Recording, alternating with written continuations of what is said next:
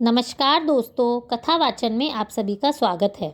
इस वीडियो में हम आपको शनिवार के दिन सुनी जाने वाली व्रत कथा बताएंगे।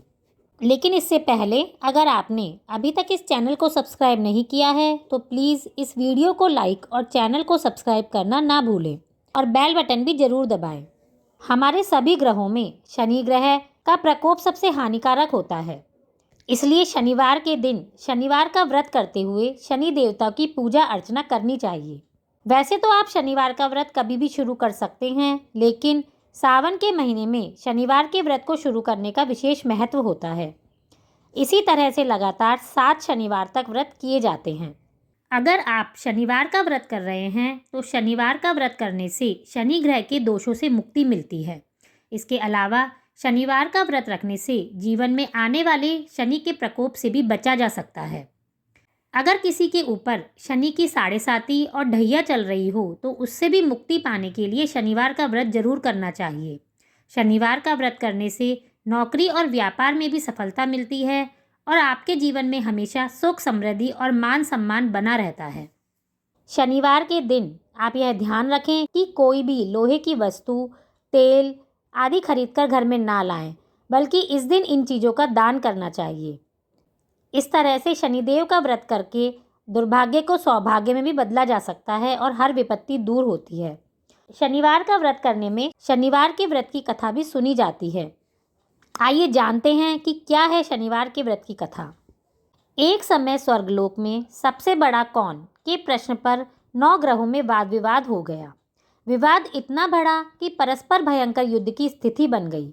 निर्णय के लिए सभी देवता देवराज इंद्र के पास पहुँचे और बोले, हे देवराज, आपको निर्णय करना होगा कि हम में से सबसे बड़ा कौन है।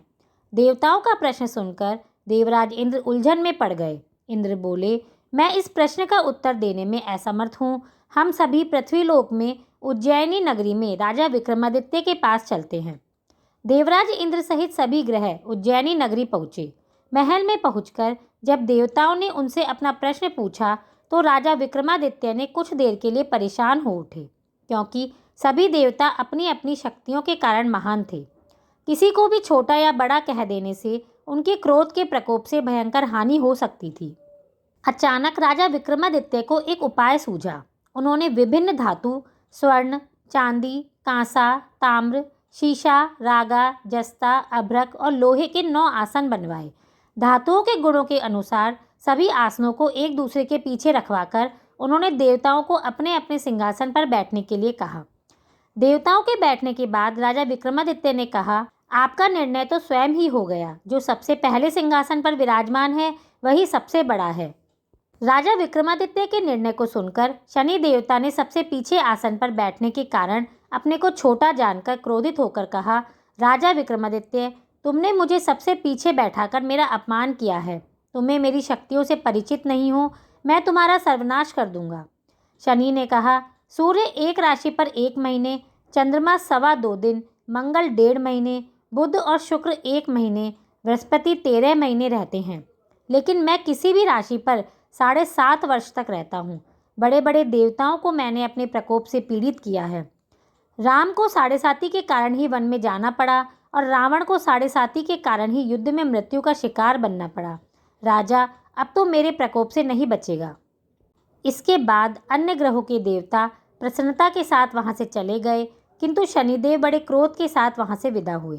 राजा विक्रमादित्य पहले की तरह ही न्याय करते रहे। उनके राज्य में सभी स्त्री पुरुष बहुत आनंद से जीवन यापन कर रहे थे। कुछ दिन ऐसे ही बीत गए। उधर शनि देवता अपने अपमान को भूले नहीं थे। विक्रमादित्य से बदला लेने के लिए एक दिन शनिदेव ने घोड़े के व्यापारी का रूप धारण किया और बहुत से घोड़ों के साथ उज्जैनी नगरी पहुंचे। राजा विक्रमादित्य ने राज्य में किसी घोड़े के व्यापारी के आने का समाचार सुना तो अपने अश्वपाल को कुछ घोड़े खरीदने के लिए भेज दिया। घोड़े बहुत कीमती थे। अश्वपाल ने जब वापस लौटकर इस संबंध में बताया तो राजा विक्रमादित्य ने स्वयं आकर एक सुंदर और शक्तिशाली घोड़े को पसंद किया। घोड़े की चाल देखने के लिए राजा उस पर सवार हुए तो वह घोड़ा बिजली की गति से दौड़ पड़ा। तेजी से दौड़ता घोड़ा राजा को दूर एक जंगल में ले गया और फिर राजा को वहां गिराकर जंगल में गायब हो गया। राजा अपने नगर लौटने के लिए जंगल में भटकने लगे, लेकिन उन्हें लौटने का कोई रास्ता नहीं मिला। राजा को भूख प्यास लग गई। बहुत घूमने पर उसे एक चरवाहा मिला। राजा ने उससे पानी मांगा। पानी पीकर राजा ने उस चरवाहे को अपनी अंगूठी दे दी। फिर उससे रास्ता पूछकर वह जंगल से निकलकर पास के नगर में पहुंचे। राजा ने एक सेठ की दुकान पर बैठकर कुछ देर आराम किया। उस सेठ ने राजा से बातचीत की तो राजा ने बताया कि मैं उज्जैनी नगरी से आया हूँ। राजा के कुछ देर बैठने पर सेठ जी की बहुत बिक्री हुई। सेठ ने राजा को बहुत भाग्यवान समझा और खुश होकर उसे अपने घर भोजन के लिए ले गया। सेठ के घर पर सोने का एक हार खूंटी पर लटका हुआ था। राजा को उस कमरे में छोड़कर सेठ कुछ देर के लिए बाहर गया। तभी एक घटना घटी। राजा के देखते देखते सोने के उस हार को खूंटी निगल गई। सेठ ने कमरे में लौटकर हार गायब देखा तो चोरी का संदेह राजा पर किया, क्योंकि उस कमरे में राजा ही बैठे थे।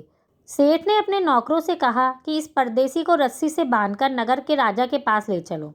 राजा ने विक्रमादित्य से हार के बारे में पूछा तो उसने बताया कि उसके देखते ही देखते खूंटी ने हार निगल लिया। इस पर राजा ने क्रोधित होकर चोरी करने के अपराध में विक्रमादित्य के हाथ पांव काटने के आदेश दिए। राजा विक्रमादित्य के हाथ पांव काटकर उसे नगर की सड़क पर छोड़ दिया। कुछ दिन बाद एक तेली उसे उठाकर अपने घर ले आया और उसे अपने कोल्हू पर बिठा दिया।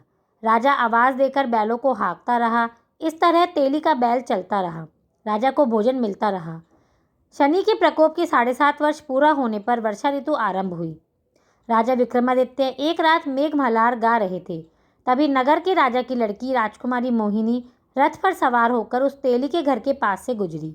उसने मेघ मल्हार सुना तो उसे बहुत अच्छा लगा और दासी को भेजकर गाने वाले को बुलाने के लिए कहा। दासी ने लौटकर राजकुमारी को अपंग राजा के बारे में सब बताया।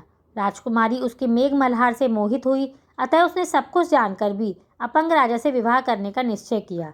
राजकुमारी ने अपने माता पिता से जब यह बात कही तो वो हैरान रह गए।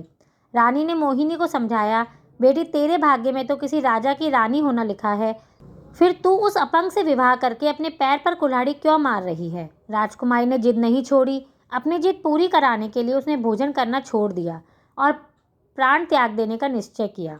आखिर राजा रानी को विवश होकर अपंग विक्रमादित्य से राजकुमारी का विवाह करना पड़ा। विवाह के बाद राजा विक्रमादित्य और राजकुमारी तेली के घर रहने लगे। उसी रात स्वप्न में शनिदेव ने राजा से कहा, राजा तुमने मेरा प्रकोप देख लिया, मैंने तुम्हें अपने अपमान का दंड दिया है। राजा ने शनिदेव से क्षमा मांगी और कहा कि हे शनिदेव, आपने जितना दुख मुझे दिया है अन्य किसी को ना देना। शनिदेव ने कुछ सोचकर कहा, राजा मैं तुम्हारी प्रार्थना स्वीकार करता हूँ। जो कोई भी स्त्री पुरुष मेरी पूजा करेगा और शनिवार को व्रत करके मेरी कथा सुनेगा, उस पर मेरी अनुकंपा बनी रहेगी। प्रातःकाल राजा विक्रमादित्य की नींद खुली तो उसने अपने हाथ पांव देखकर राजा को बहुत खुशी हुई। उसने मन ही मन शनिदेव को प्रणाम किया। राजकुमारी भी राजा के हाथ पांव सलामत देखकर आश्चर्य में डूब गई। तब राजा विक्रमादित्य ने अपना परिचय देते हुए शनिदेव के प्रकोप की कथा बताई।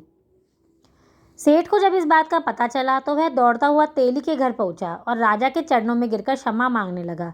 राजा ने उसे क्षमा किया क्योंकि यह सब शनिदेव के प्रकोप के कारण हुआ था। सेठ राजा को अपने घर ले गया और उसे भोजन कराया। भोजन करते समय एक घटना घटी। सबके देखते देखते उस खूंटी ने हार उगल दिया। सेठ जी ने अपनी बेटी का विवाह भी राजा के साथ कर दिया। बहुत सा स्वर्ण आभूषण धन देकर राजा को विदा किया। राजा विक्रमादित्य राजकुमारी मोहिनी और सेठ की बेटी के साथ उज्जैनी नगरी पहुंचे तो नगरवासियों ने उनका हर्ष से स्वागत किया। अगले दिन राजा विक्रमादित्य ने पूरे राज्य में घोषणा करवाई कि शनिदेव सभी देवों में सर्वश्रेष्ठ हैं। प्रत्येक स्त्री पुरुष शनिवार को उनका व्रत करे और व्रत कथा अवश्य सुने। राजा विक्रमादित्य की घोषणा से शनिदेव बहुत प्रसन्न हुए। शनिवार का व्रत करने और व्रत कथा सुनने के कारण सभी लोगों की मनोकामनाएं शनिदेव की अनुकंपा से पूरी होने लगी और सभी लोग आनंद पूर्वक रहने लगे। इस तरह से जो कोई भी शनिवार के दिन शनिवार का व्रत करता है उसके जीवन में सुख व्याप्त हो जाता है और विपत्तियां भी दूर होती है। धन्यवाद।